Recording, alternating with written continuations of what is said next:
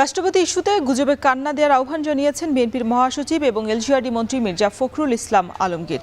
সকালে রাজধানীর hotel ইন্টারকন্টিনেন্টালে Bengal delta কনফারেন্সে বক্তব্য শেষে সাংবাদিকদের প্রশ্নের জবাবে এ আহ্বান জানিয়েছেন তিনি।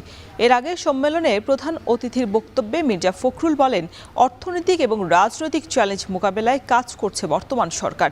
এ সময় সবগুলো নির্বাচনী প্রতিশ্রুতি বাস্তবায়ন করা হবে বলেও মন্তব্য করেন তিনি।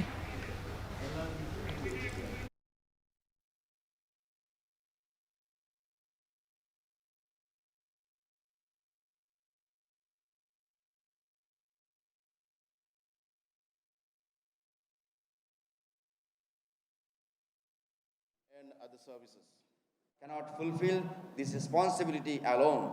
Government must create and build a stronger foundation for the future. I once again congratulate culture and কথা গুজবে আমি বিশ্বাস করি না।